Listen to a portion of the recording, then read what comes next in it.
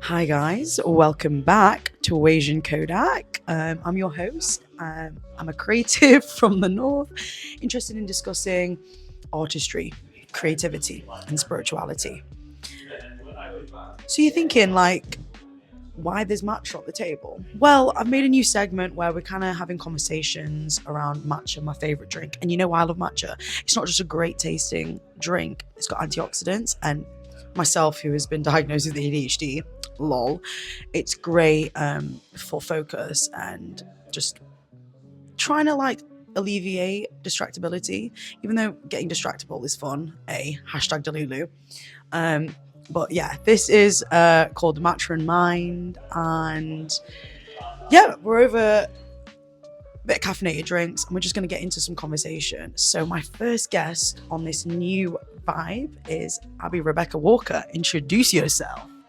Hello, my name is Abby. I do content creation in the north. I'm based in Leeds, sadly. Wish I was based somewhere else. But I do fashion content creation, stuff like that. And then I also work in a marketing agency. So yeah, that's the vibe that I'm on. Yeah. I've been doing it for around a year now, taking it quite seriously. And I'm just seeing how it goes. It's been really fun. But yeah, I'm now on this with Louise. She asked me to come on and I said yes. So yeah.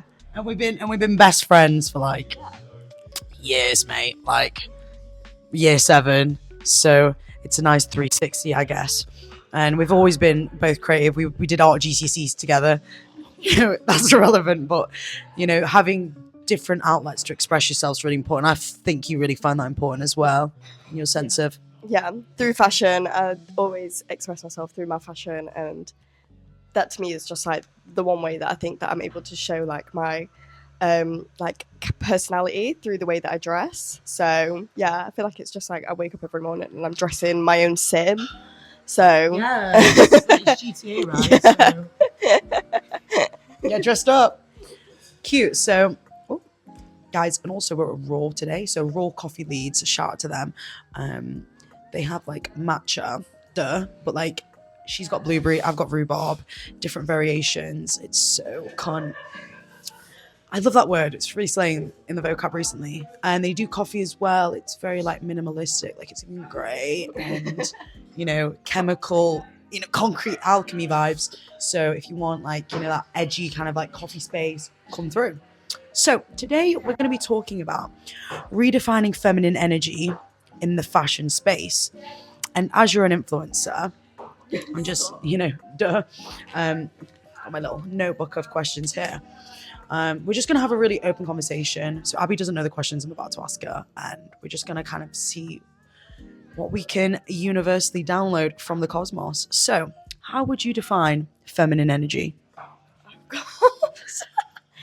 How do I define feminine energy?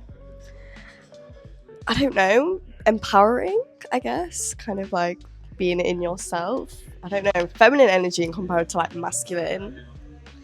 I don't really know. I was not prepared for that question at all. Okay. That's it, How would you define feminine energy? I mean, I feel like it's hard because obviously Louise is quite spiritual. I feel like it's something that really makes her her. I'm not so much on that vibe. Sometimes I dabble in it, but yeah, I feel like that's quite a difficult question for me because it's it's quite broad, isn't it? It's quite a big question to try and answer. I would kind of just say empowering, being in yourself. I don't know, confidence, I guess. What would you say? Yeah, definitely. I think again it's hard because in society, you look at the female experience and we don't necessarily talk about feminine or masculine energies. And this is why I kind of wanted to bring it up today, because again, when people dress, it's very oh, you're a girl or you're a boy, or you're a woman or a man, and it's tapping into these energies. And you look at the fashion space and men kind of wearing whatever they want, or Harry Styles wearing a skirt, you're tapping into that feminine energy. So how I would kind of describe it is we've got a yin and a yang, we've got masculine, feminine energies, polarity in the universe. So, masculine is quite, that strong provider energy. How would that transmute into fashion? Obviously, is your own interpretation, but feminine energy is more, that magnetic, alluring, sensitive characteristics, I guess. So I think how I would define it is, certain characteristics of the energy and tapping into it as just whether it's in your own daily life or within fashion as well. So kind of going into my next question then is like, how do you show up in your feminine energy creatively, and how does that transmute into your fashion creation and identity? I think for me, because I tap into a lot of like feminine things, like I wear really long nails, I wear eyelashes, like I'll wear like a full beat, but have like the baggiest clothes, which is something that would be stereotypically masculine. Like at the moment, I've got suit trousers on, like I'm wearing quite like a powerful male outfit, like full pantsuit, but I have like full nails, full beat glam, high heels. I think I like to just play with it, like having like feminine touches with like masculine clothing, like that to me is like kind of embodies my whole like style, I guess, like mixing masculine and feminine, being able to like intertwine the both and be able to do both of them things. Like I'm not like I'm only feminine today. Like I like to mix, I like to match, I like to, be confident in whatever I wear. It's weird because like I feel like when I put my clothes on and I pick an outfit, I show up as like a different person, if that makes sense. It's like it gives me confidence. Like I feel like I'm like half the time I feel like I'm like playing a role. Like I'm like, okay, now I'm this person once I've got dressed and I'm ready. And it's like I show up like every day in like a different outfit, do my hair, do my makeup, and I show up for myself in that sense. Yeah. So like armor in a lot of ways, and I think that's so beautiful, showing up for ourselves. Whether people might not like fashion and they might not dig it in that sense, but it is about expression, and I think that's so beautiful that you can do whatever you fucking want. Like earlier, I've got this necklace on, it's giving green, and I didn't know if it worked with the outfit, and Abby was like, just wear it if you want. Yeah. And I was like, wow, who gives a fuck? So going on to my next question, how can men embody their feminine fashionista energy in an open, safe and receptive way? I think it's hard because I've answered a question on this about on my TikTok, and I kind of spoke about how the men's like fashion scene, it's so much more like boring, and like in comparison to like the female fashion scene, like you'll see female content creators, like they'll play so much with their style, what they wear, how they layer, how they like do certain things. Like female fashion is just on top in 1 million ways, whereas men, it's like they're a lot more like reluctant. A lot of people are a lot more scared in how they're going to be perceived, and that's just because I have a lot of friends who are also in like the fashion scene, and the way that like sometimes they'll wear certain clothes, if they wear a skirt they'll get like hate comments and stuff, and like people will be like that's gay or something like that, which is just such like a weird comment to make, because it's like, say for example Sam, if he puts a skirt on, that doesn't mean that he now likes boys. That just means that he's just got a skirt on. So I think in like current society it's kind of harder because a lot of people aren't like up to it. I feel like a lot of people don't embrace that side of it. It's a lot harder for men to be able to show up in a skirt over a pair of pants than what I am. Like if I was to wear a skirt over a pair of pants, I might get a few looks, but it's like not, that's just the normal looks that I get. Whereas if Sam was to wear it, people would be like he's gay type of thing, as if like, is that even wrong anyway? But I think it's a lot harder in that sense. But I think it's weird because like in the fashion scene, no one actually cares. Like when I've met my friends, like they will literally be wearing like some of the craziest stuff, and I literally could not care less. Like in the actual like community itself, no one cares. It's obviously like a lot of people don't have that interest. A lot of fashion, I would say, is an interest. It's a hobby. Not everyone likes it. Not everyone enjoys like clothing. Not everyone's really that bothered about it. Someone might just throw on a top, throw on a pair of jeans, doesn't think about it, just puts it on and gets ready with the day. Whereas me, I'll like sit there and think about my outfit and like try on different clothes and make sure everything fits well. So I think it's just like some people just aren't bothered by it, and then also have negative perceptions, I think, because obviously things with like stereotyping and just like all of that just links into it. Toxic masculinity is a massive thing that I spoke about, where how toxic masculinity kind of links to the fact that they don't like seeing men in feminine clothing because they think that it's like demasculating. You're not a man because you have a skirt on, which doesn't even make sense. Yeah. No, definitely. And like what you were just kind of going on to, toxic masculinity, I think, unfortunately, in this society, like, I think it's harder for men to express themselves. You know, suicide rates are much more higher than women, in the UK particularly. And as well, you know, I was just going to mention, you know, we're both from the north. So even feeding into like the difference between northern men and southern men, and that kind of polarity there where, you know, yeah, of course, like maybe the men up here, to generalize and to stereotype in ways, are going to be a bit more, oh, like, yeah, man, like, what are we wearing up for, mush? Like, get up, Chava. So, yeah, I agree. hear that. So, final question of this section. Do you think fashion is spiritual? Oh, God. Is fashion spiritual? I don't know. Spiritual in like what way? Whatever you perceive spiritual to be. Oh. Or if that's a bit harder, maybe like,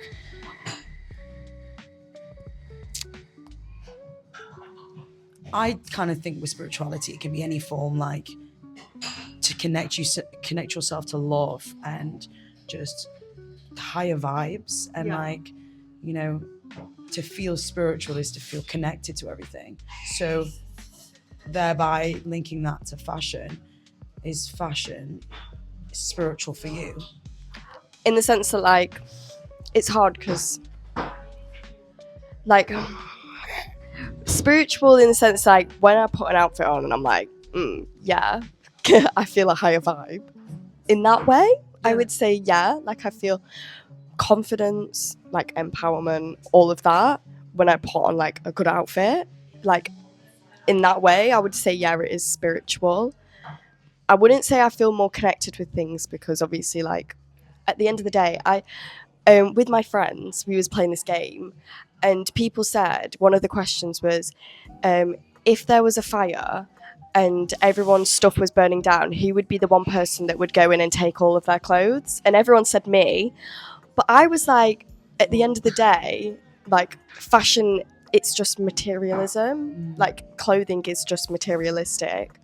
So I wouldn't say it's like connecting me with like the earth. Do you get what I mean? Like I don't feel like grounded because at the end of the day, it's just clothing. Like if I didn't have this outfit on, I'm still the same person. I'm still me. Like it's not like it's giving me anything extra than what I already have. So it is like, it is just materialistic at the end of the day. Like if I laughed as well because I was like, do you actually really think I would go into a house and get all of my clothes? Like, no, obviously not. I don't really actually, like I don't actually care that much about clothing. Like I would say I really love fashion, I enjoy it, but not in the materialistic sense where it's like, I need to have fashion, because at the end of the day, I'm still my own person. I'm still my own self. Like without all of these clothes, I'm still me. It's not like these clothes make me. I am me. I just add these clothes on top. An accessory. Yeah, exactly. I think that's such a beautiful way of saying that because, again, like linking to attachment as well. And like, again, it is just materialism. But then with the spirituality as well, like having that essence, like, yeah, you've got Abby as yourself, but Abby with these sick nails on or this cuff, you know, jacket, it just adds a bit of spice, you know? So, and again, like spirituality is so subjective to everyone. I really believe like, you know, if you've got a medium to express yourself and you think fashion is spiritual for you in that sense, but it may not be spiritual for your mom or your dad, no, it's so subjective and it doesn't mean it's neither right nor wrong. Right. I'm just going to check quickly. It's still recording. Yeah. Okay. Right. Hey. So now I kind of want to talk about perceptions of the fashion industry and fashion influencing as a job, because only recently, you know, people have been more like influencer on Instagram and TikTok and kind of, you know, people making way more money than the standard like job, whatever that kind of means, right? Hard industry. So how do you see yourself redefining the influencer job in your own way? Personally, for me, because a lot of people ask me, they're like, what is like the end goal with what you're doing? Like, where are you wanting to go with this? And for me, it's kind of just like, I don't, to be quite honest, I don't really want to do it as a full-time job. I'm like, oh my God, that's my goal, like to be full-time fashion content creator. Like, that's what I want. Because I don't know, I want to like tap into different things. Like, my dream would be to like work with different brands and not just do like fashion content creation and film videos in my bedroom. Do you get what I mean? Yeah. I want to be a lot more like connected with different people. I want to work with different people. I want to work with different brands, just because I feel like actual fashion content creation by itself, it's actually quite lonely. Like, you're just filming in a bedroom by yourself, putting clothes on. I'm not like, no, it's in like, I'm fine. No, but it's in like, if you used to do it full time and you don't have a lot of other people that are in that space as well. That's why a lot of people move down to London, because a lot of people are able to do it as a job, so you can like be connected with other people that have like the same lifestyle as you. Say for example, like if you're living in Leeds or whatever, and there's not really that many people that do it as a job, it can be like quite isolating. Everyone else is doing 9 to 5 and you're just filming in your bedroom. Like, I wouldn't really want to do that. I'd want to be able to work with different brands and work with different people and kind of like it be like a community type of vibe, and just like be creative in different ways. Like, I don't just want to stand in my room and film little TikTok videos. Yeah. And I think with that, it's like multi, passionate. So, like Plato, bringing up the Western philosophy, but the fact that like, back in the day, Plato, Aristotle, they weren't just philosophers, but they were also artists, musicians, mathematicians. And I think because of this capitalistic system, you just get put in a box and it's like, okay, you're that and you're just that. Yeah. And that can be quite, like you said, isolating, deafening, and very destructive for a lot of young people's mental health too. Yeah, I agree. I would kind of like not just want to be put in that one box. I would want to be doing different things. I think that's the beauty in it, I guess. Like, I think that's kind of what I'm striving for, is to be able to do different things. Like, I don't just want to be confined to one thing. And what's good about doing fashion content creation is it allows you to tap into that. Like, if I didn't do content creation, I wouldn't probably be able to work with brands because people wouldn't see me. I wouldn't have like an audience. Whereas like when you have like an audience and stuff like that, it's so much easier. Like, even starting my own brand, do you get what I mean? That could happen. I see so many people who do fashion content creation are able to start their own brands because they already have an audience. And once you have an audience, you can literally sell anything. Like, it's so easy to start a brand once you have like thousands of followers, because people are just going to buy into it anyway. Do you get what I mean? Definitely. So I think being able to do that, like, that would be so sick, having your own brand, like designing it. There's this one girl on Instagram who has a brand called Parallel X Studios, and I've been following her for the longest time. She's called Tiffany. She's from London, but she's only got like, I think when she started she only had like 10k followers on Instagram, like, quite little. And then she ended up just starting her own brand, making bags, and they're like really cool, like redefining like what a bag should look like, and being able to do that alongside also doing content creation, I think that's sick. And like, because you do content creation and like the whole thing is around fashion, I see so many different things. Like, I see so many jackets, I see so many tops, I see so many, like, you kind of like see fashion in a different way because you tried so much of it. Like, you kind of know where there's a gap, I guess. Yeah, definitely. So I think maybe even starting a brand, I don't know, I think that could be sick. But yeah.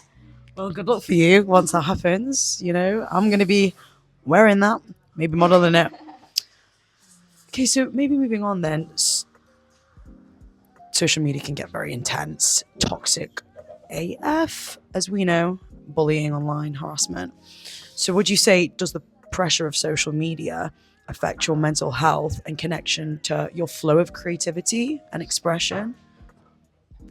I would say yeah, but I think I'm lucky in the sense that, like, obviously my like page at the moment, it's in its infancy. Like, I nearly have like around 15k followers, it's very much in the beginning, like what you would say like a nano influencer and whatnot. That doesn't mean it's any less than someone that has like 200k, but it's defo just in the beginning. So I don't have, you know, as many like viewers as what someone would have that has like 200k. So I don't actually get that much hate. But if, say, for example, like a video was to go viral, I do get people like commenting and stuff like that, and it does just feel like it like puts a bit of a block there, because I'm just like, people actually do care. Like someone like commented once on my tabbies and was just like, why would anyone wear these are so ugly, like these are like proper digging into me about wearing them. I just thought, oh my god, like it's actually not that deep, it's like a split toe shoe. Like, and I commented back and I was just like, personally, like I really wouldn't like your New Balance 550s either, but like I don't really comment on it, like I don't care, like wear what you want. I think because like I'm obviously putting myself out there in a sense, you're gonna get comments because that's what you get when you put yourself in that space, like, you know. So it's kind of expected when you do get hate comments. It's just how you go past that. You kind of just have to see it as like whatever, like it's just an opinion at the end of the day, like, and I don't have to agree with it, and I don't agree with hate comments, but like that's your opinion, keep it stepping. Like, you know, people must be really insecure to be able to comment hate on someone's video, but like that's their problem, not mine. Like if they want to use my video as an outlet to get their like little insecurities out, then that's fine, like do what you need to do, I guess. But yeah, I it is at times like, why do people actually care so much? But at the end of the day, I don't let it stop me, because oftentimes it's like, well, I'm doing what you're probably wanting to do. Do you get what I mean? Like I put myself out there on the internet and I don't care at all what anyone could say, because at the end of the day I'm doing what I love, and I also make sort of an income from it, so it's like I really can't really complain that much. Like, and I make shitty little fashion videos, like I actually don't care. Do you get what I mean? Like I'm videoing myself in my bedroom, like it's actually not even that deep. So at the end of the day, I'm just like, I'm not going to let you stop me because you commented a like little shitty hate comment. Like it's not going to stop me at the end of the day. So like, yeah. Wow, so beautiful. And I think I watched this person on YouTube she's called the Soul Salon. Right. And she talks about the fear of being seen, and the fact that, like I was saying to Abby earlier as well, like, you know, people who are out there who feel like they can't create and they don't want to show up online, it's like, we're missing out. Like your audience who want to see what you're creating and get so much like happiness from it. For example, like Kendrick releasing like his album, or you've got so many artists out there who have helped you in the solace, like XXXTentacion with his album 17, like just these beautiful moments where you can find solace in art. And like when you allow the fear of being seen to stop that and curb that, it just seems so mindless to just let that, you know, stop your creativity. So like as a friend, like I'm so proud of you for like stepping out and doing that shit, because it is scary. But look at you, you know, she's done stuff with size, shoe, like for example, and it's just amazing. Like, so you should be really proud of yourself. Yeah, bestie. You know, we're having matcha and we're talking, like, this is so fun. In a coffee shop where there's like people sat all around us. Yeah, it's just giving, hey guys. It's giving the collective is here with us. You know, we're all one. We are all one. Cap. I'm going to New York soon, and this is like meant to be like cap. Oh, Wesh. Like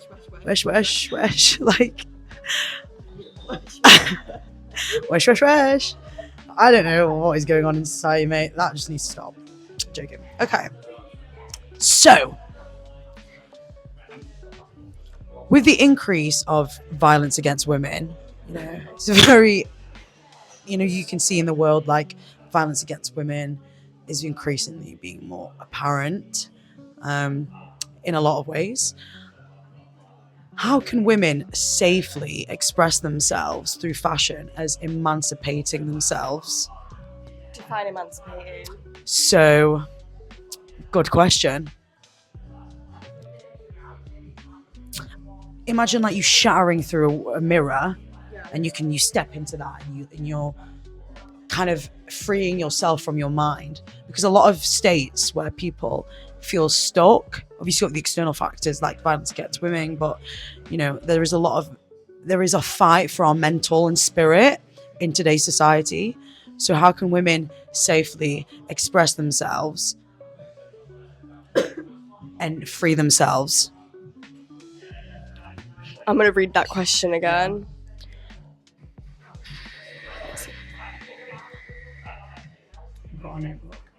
Yeah, I like the notebook. It lets me see the questions. How can women safely express themselves through fashion? So is in like fashion to like free themselves, regaining power, I guess. Yeah. No, 100%. I think fashion, it's an outlet.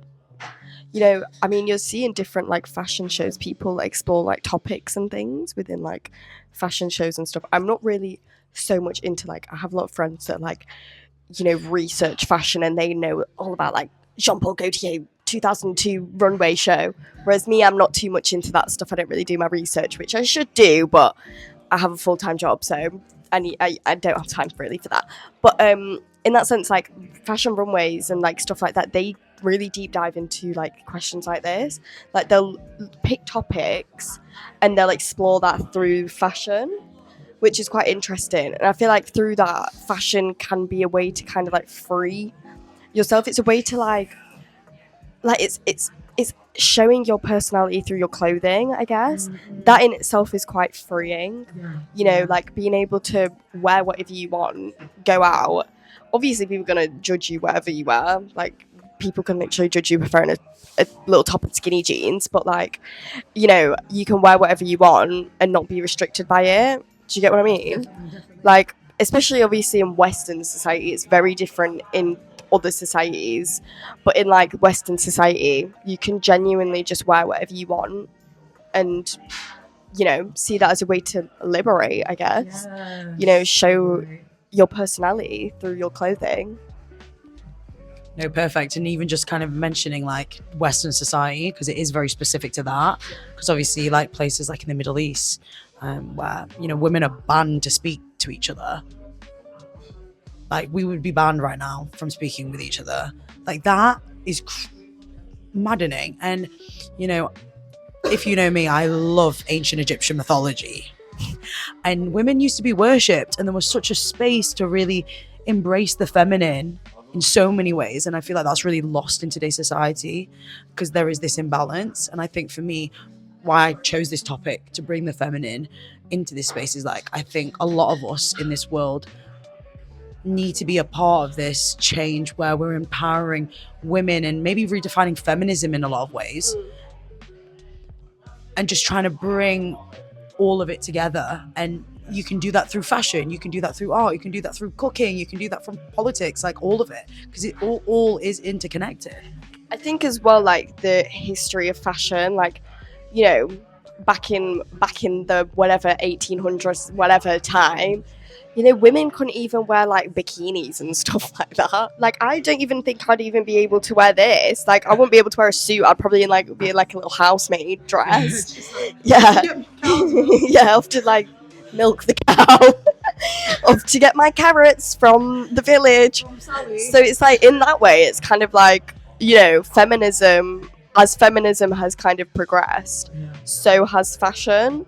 And it's kind of like women in that sense can now wear whatever we want. And it's just like, who the fuck cares? No one cares. And with that, I dab. No, honestly, like, when everyone just starts to not give a fuck, I'm be there. Cap. Okay, so now I want to move on to kind of the political and technological impact of fashion. AI is really hot on our trail right now in the world. I just worked at Apple for a bit. Again, one of the biggest companies in the world. And AI and Apple Intelligence has been really on the forefront of everything. So with that, with the impact of AI, autonomy of thyself comes into scrutiny, you know? The fact that Neuralink's now a thing where you can get a computer chip planted in your brain and like connect, like, you know computers. But it's like, there's a question like, why are we giving our humanism away before we even know what it fully means to be human?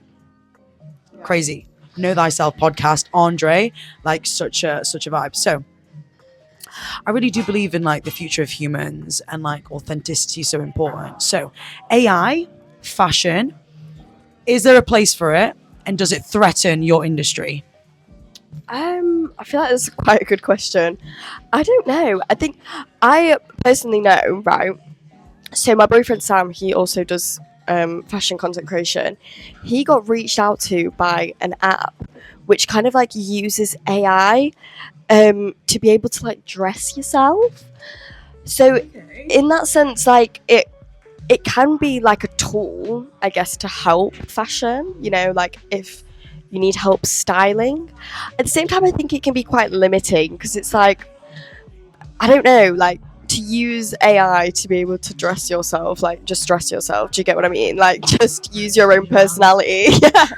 Like as in like they used AI to like come out with outfits and things like that, which I think kind of like takes away from the whole point of fashion. Like fashion's meant to be like from yourself, it's from your brain, it's like it's your personality, it's you. To use like AI to do that is really like, why would you need something else to do that unless it's just not you? You're needing to use something else. In the sense, like, is it a threat? Like, I don't really know how fashion and AI would progress, because fashion is something that's so like personal. Like it's so like your one self. Like AI can't really do what like people do themselves for fashion. Do you get what I mean? Like I don't know, I feel like it's a tricky question. It is a tricky question, but is it a threat? Maybe. I think it's hard to like answer at the moment because I feel like AI within fashion, there's not too many bonds at the moment. I feel like there's not a lot of things going on where they're connected. In other spaces, is AI a problem? Yes. In fashion, at the moment, maybe not, because I don't really think there's a lot going on with it at the moment. Maybe in the future, though, you know, like if there's like robots and shit walking around, maybe. They're gonna be stylish. No, for real. And I think what you were saying, like, it's very personal. And like, again, with this question of humanism, it's like in the future, I really do believe like creativity as an industry is going to be such a core fundamental aspect of the way we look for humanism. And like, you know, let's say I'm born now, and when I'm 20, I'm going to be looking at like Abby Walker, and it's like, you know, this fashion queen, and she really draws from her humanism. Whereas like a lot of kids now will just be like, oh, gives us an iPad, and we're just like, you know, iPad kids, and so ingrained in that technological ways, the techie kids, they're being born in the age of technology. So again, drawing it from your personal and humanistic experience, I think is so fundamental for our future and integrity of what creativity means. Because creativity, in the definition of the Latin word, is to liberate, it's freedom, it's to defy all odds. So like you being who you are is such a political tool in itself, period. Okay, so with mass artists dominating the global scene online, so you probably saw in the Grammys, and Kanye, and his wife Bianca have that invisible dress. There was a lot of like upheaval online about it, and it's kind of funny to me because again, like I don't have a strong particular opinion on it when it comes about, you know, the inner workings of that relationship, because quite fairly it's none of our business. Like it's just, they're just people at the end of the day, and because they're in that limelight, they're going to be held to accountability. But you know, whatever, whole different topic. But also I did kind of think it was a social experiment in a lot of ways, because again, she was the most viewed typed person online at the time, more than people who were winning awards that day. So I don't know, what does this say about femininity within the fashion space online, when women like that are, I don't know, kind of like, you know, this invisible dress, this person's depicted as naked, whereas like in today's society, if your tits are out, you're gonna go to jail, right? Whereas men's tits, it's fine. So it's like, with that, yeah, you ready? I think it's hard because I was watching a podcast, well, like not a podcast, I was watching a YouTube video about this guy called Luke Marr, and he basically like went into the different Grammy outfits that people wore. He's like really, knowledgeable in the fashion scene about like what people are wearing, and he was looking at Kanye and Bianca, and he was kind of saying if that was a man, he would have been escorted immediately because that would be viewed differently. I think women's bodies, because they're sexualized, she was allowed to stay there. She was allowed to stand there. Someone should have escorted her off, to be quite honest. And he was saying a lot of people were commenting online about how it's kind of like harassment in a way because no one has asked to see that. No one wanted to see that. She's just kind of done that, and everyone's like, right, okay. Paparazzi were having a flipping field day. They would have loved it. Like you said, the most searched thing. And also at the same time, they didn't even get in because they weren't invited. It was a complete like publicity stunt in every single way. So we weren't even in. No, they weren't invited, so they didn't even get in. They did that on the runway, like on the red carpet, and then went to the after party because they couldn't get into the Grammys because they weren't invited. So it's definitely a publicity stunt. It was meant to be like Kanye West, he's absolutely lost his marbles, to be quite honest. His tweet that he said about Virgil Abloh today, I just think he needs help, genuinely. But I think it's weird because he was just stood next to her, fully clothed, thinking like, yeah, I've done something here. She's there completely naked, bearing it all, is the one that's going to be absolutely ripped into online, especially with how women are viewed anyway. She's a slag, she's a whore, she's like doing this all for publicity. And when he's like whispering in her ear to take it off and stuff, I just think it's fucked. But at the end of the day, I don't know what their relationship is like. That's not for me to judge.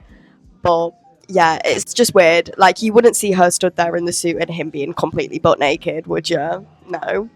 So, and I also read a book by Julia Fox. She has a memoir. Not memoir. What's the word? When you're not dead. She was obviously used to go out with Kanye West, and she was basically speaking about their relationship within this book. It was kind of like following through her whole life because she had a really bad upbringing. She used to be a stripper in New York, had like no money. Her boyfriend used to be a drug addict, and she's kind of like documenting her way on like her come up and how she's like now in this, she's like an icon now. And one of her relationships was with Kanye West, and she was explaining how he used to control her and things like that, and she was really going into it. You should probably read it. I have the book if you want it. It's called Down the Drain, but it's in that sense it doesn't surprise me. Do you get what I mean? Like, he always posts photos of Bianca like absolutely completely naked on his Instagram. I just think, I don't know, I would personally, like, if my boyfriend did that, I'd be like, what the fuck are you doing? But at the same time, I think it's kind of like, if that's our relationship, then I guess. But at the same time, it's like, I just know that she's going to be the one that's getting ripped into online, and he's just going to be stood there in his full black outfit whilst she was literally butt naked. And if it was a man, it would be a different story. He would have been escorted off. So yeah, definitely like double standards, like you said. No, very, very interesting topic indeed. Okay, so discussing that and men and women, again, we're two sides of the same coin, and I think it's so shit in society that we're more disconnected than ever. Liberty, individualism, social media, like, I think sense of community is gone, and like hashtag we really want to bring that back. And I have a company called Perceptive Collective where it's like a creative community, and trying to bring people together, I think it's really important. So in your opinion, how can men and women find political strength in their own fashion choices? Political strength in like what way? Like uniting together to like fight against a cause? Yeah, I would say, yeah. Okay. I mean, fashion in that whole way has been sort of tied to politics, I guess. Like the Black Panthers, the way that they used to dress, it used to be like uniting together. Everyone had like a uniform on, everyone was together, everyone was united. I think in that way, yeah, it can be used as political strength. It can be a way to be, like I said, united as a community, stood as one, when you have like everyone together, banded together, if you're fighting against for a specific cause, and you're all dressed the same, it's kind of like, it's merging everything together. It's meaning you're like, yeah, it's like banded together. Yeah, exactly. I mean, this is a lot more like your question, because obviously Louise did politics at uni. I did law, which is very weird because it's like going from law into like fashion, completely different things. But I loved learning about law and stuff. Like, my brain and like knowledge for things like that is like endless. I love learning. But obviously I feel like this is a lot more your question because you did politics. Like, what would you think about fashion and politics and like things like that connected together? Okay, Miss TikTok, she knows. Yeah, definitely. I think what you were saying about you can find unity in it, but you could also flip that and say, like, again, everyone wearing a uniform. Like, we went to a Catholic high school, so like, get that skirt down, but also that kind of you're not allowed to express yourself. I know a friend actually who went to this school and he dyed his hair to have like the leopard print patch, and I don't know if they like let him go because of that. But like in that sense where there's a uniform and you have to kind of stick to that, right? But also that unity aspect. Like the civil rights art movement, like Emily Pankhurst going over and like getting herself run over that horse, even that like white piece of cloth that she took off, and that's a political symbol in itself. Or like for me, like Free Palestine, right? The fact that you can maybe wear the flag or wear particular symbols that are kind of away from society, and how you can embed that into your fashion that way. Yeah, definitely. It's like Bella Hadid wearing the scarf that's like a symbol for like Free Palestine. She wore a dress for it, which in that sense, that's kind of like liberation and stuff like that, like showing that she supports a movement through her fashion.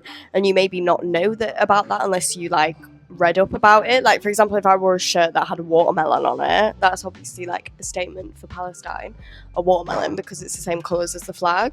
You might not know that unless you like read into the symbolism behind a watermelon. But it's kind of like, I don't know, it's also showing support in ways that people wouldn't know unless you was like educated in that sense. Like, if I was to wear a watermelon, people just think she's wearing a watermelon shirt. But to people who supported Palestine and the Free Palestine movement would see it as like a political statement in that sense. Definitely. And I think this is why politics, I think, should be a mandatory subject in school. Like, you need to know what the fuck is going on in your own country, for heaven's sake. And again, with the political climate now and everything edging to a bit more extremism, to be honest, like, I think it's really important, like people like Bella Hadid, Kanye. Sometimes I do like how open and apparent he is in terms of defying and being open and truthful what's going on at the top.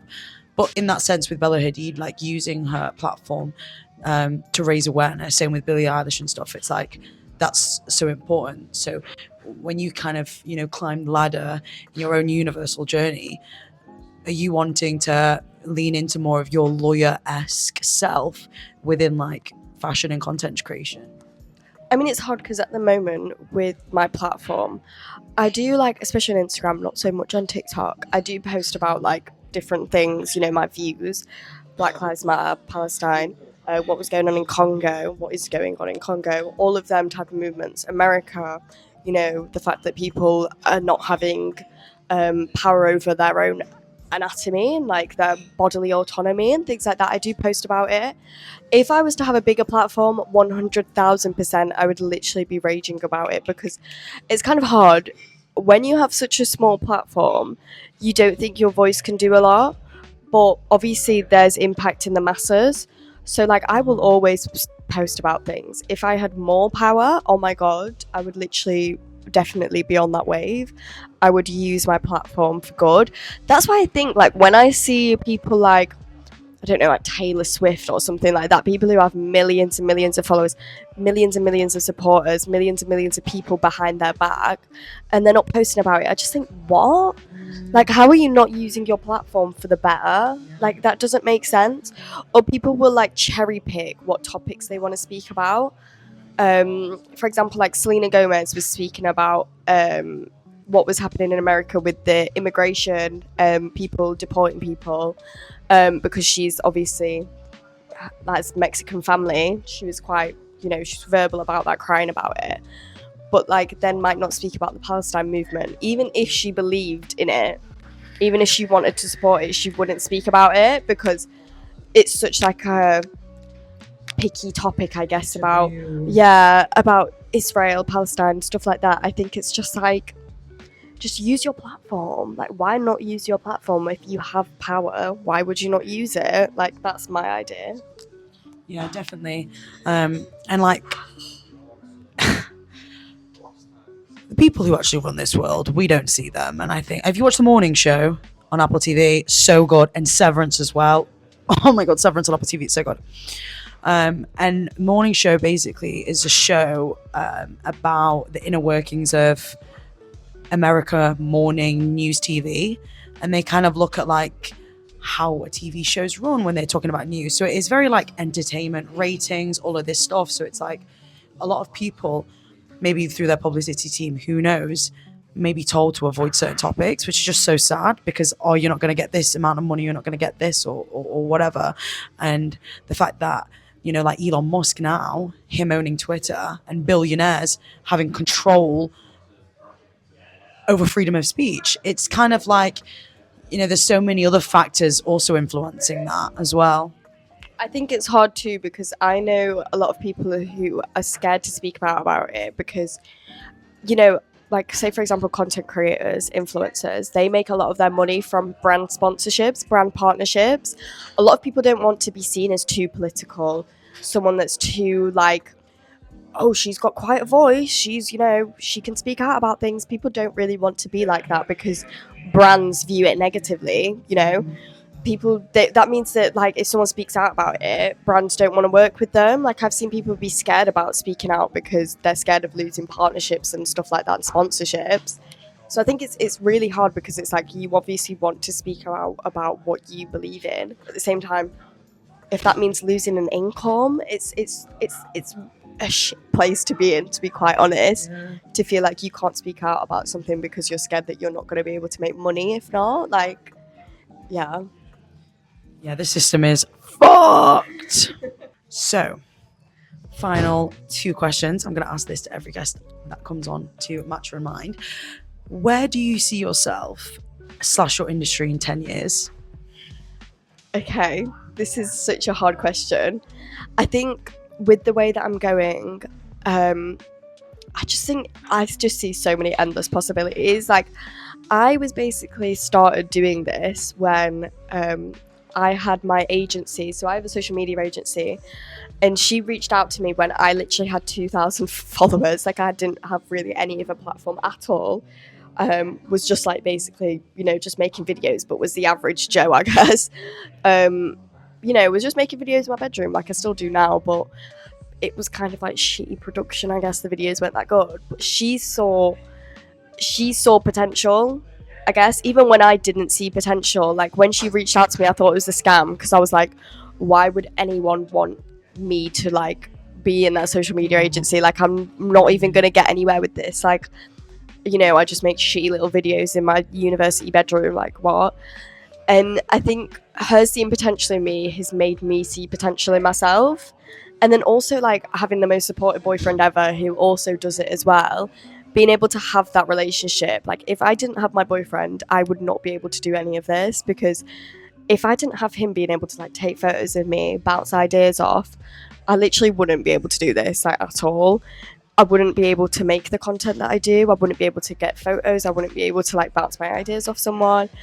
And I think with that going in place, with the support system that I have, with my agency that's like, she's putting so much fire into me, constantly telling me like to keep going. And like when you actually start seeing things coming, like paid partnerships, brands constantly reaching out to you to work with you and stuff like that.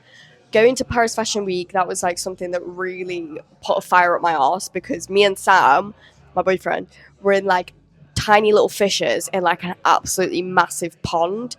Like we were like the smallest creators there, meeting people that do it full time, meeting people who go to like fashion shows and met like famous people, own social media agencies, like, you know, big fishers in this pond. And some of these people that I met as well, you would think that they would be like really egotistical, quite rude. I had quite negative perceptions behind people on their like way that they present themselves on social media. I thought like, if you have that big of an audience, surely like you think you're the dog's bollocks and you're like gonna look at me and stand me like, why are you here? But they were so nice. Like the people that I met on Paris Fashion Week, everyone was so lovely, and it really just made my heart like really full, because I was like, you know, people are so supportive in this industry. People are so loving. People like will tell you to keep going. People like message me who I'm friends with through social media and be like, oh my god, you're doing so well, like I'm so proud of you, and stuff like that. And being able to have that as a community in 10 years, god knows where I'm going to be at, but I know that I'm on the right track, and baby, I was born this way. But as in like, I know that I'm going on the right way.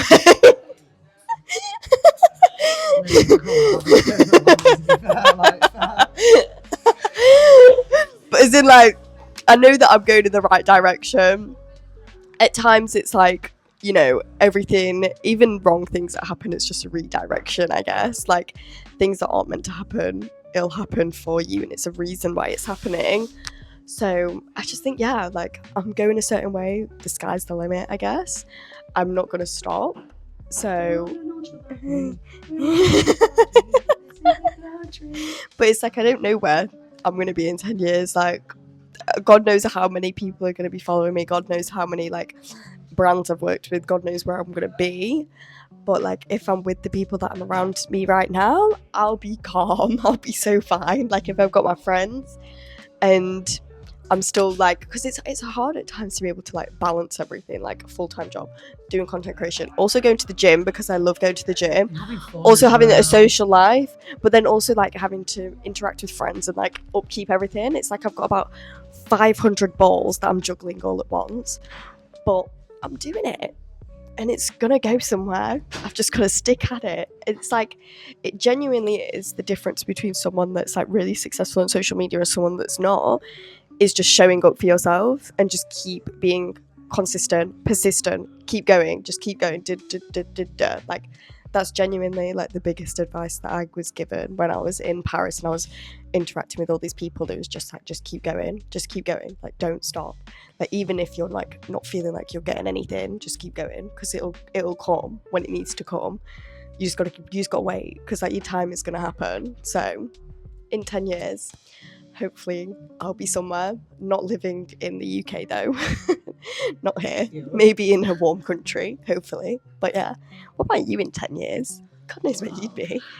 That was just really nice. Can I just say, like, the fact that we're a mirror to each other, because we're all one, like the fact that you're on the right track, and that's all you have to be. Like being in alignment with your higher self brings you what you need, and the fact that you just got to keep going no matter what the tide is super powerful and very spiritual in its own sense. Where do I see myself in 10 years? How old are we? We're 21, so 31. Well, hopefully I was Cleopatra in the National Theatre. Acting is my main passion. Like it's just like, it's you in fashion. Like it is just the way I express myself, and it's a tool to show the human condition, and I think that's just such a fantastic thing. And if I can do that full time, you know, get my money, but also like you said, like I don't want to just be bound down to that. Like I like writing. I also like, you know, I wouldn't say I'm a content creator, but I kind of am in that sense. I just like put loads of random shit online and speak my truth, and people are aligned to that and they like that, and like that's super nice and empowering, because I just love people, man. And I just think like we're on this like planet for like a bit in this reincarnation moment, so let's have fun. Like the game is the game. We're in GTA, like do you know what I'm saying, Mosh? So we love that. Final question: how do you perceive, in your words or perceptions, the highest creator, God, whatever? I think it's hard because in some sense I'm not the most religious person. I'm like on a tightrope with religion. Like, I am religious, but at the same time I'm not. And I think that's fine. Like, not everyone has to be like uber religious. I do believe in something, and I do believe that like everything happens for a reason. I do believe that if something doesn't happen for me, it's for a reason. I do think that like going in a different direction is just realignment and being able to, you know, be on my own journey. In that sense, like I do think like, you know, when things happen and it's like gone well, I am like, thank you. Do you get what I mean? Like, I do, like, sometimes I'm like, please. Yeah. So it's kind of like, in that sense, I'm just always thankful and grateful to whatever is allowing this to happen. Yeah. It's just, yeah, gotta keep going. You know, that is literally the way. And I think with religion as well, like I found a quote recently: religion is following the messenger, but spirituality is following the message, right? So like there is this fine line between religion and spirituality. And I think, you know, this is just in my own personal opinion, because I think I think one truth, many songs. So if you believe one religion, or you follow this practice or spiritual practice, Eastern, whatever, like if that's your way to connect with the divine, then slay. I'd rather want people to connect with the divine and love than not at all. And I think there's so much rigidity in certain religious practices right now. Like, for example, Roman Catholicism. I'm Roman Catholic, baptized myself. We went to primary high school there. But I think, again, Roman Catholicism, the Roman Empire, there's so much influence there.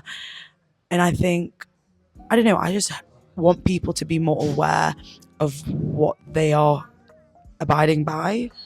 Like, if you are a certain belief system, know what it is, and just like love yourself as well. We just want the love. So thank you, Abby, for being my first guest on Matcha Mind. I'm super gassed. I'm going to be filming a few more episodes, and just like having conversations like over matcha. Like, coffee's just too intense, but you know, it's such a lang tasting drink. Lang just beings here, being here in this moment, be here now, by Ram Dass. What a book. You can find her link in the description, her Instagram, her TikTok, to get that follow up. And yeah, is there anything else you want to say to the collective space while we end? Wear whatever you want and show up for yourself and love yourself is what I would say. And don't care what anyone thinks, just be yourself. Be unapologetically you. Period. And so it is. Period. See you next time, Mush.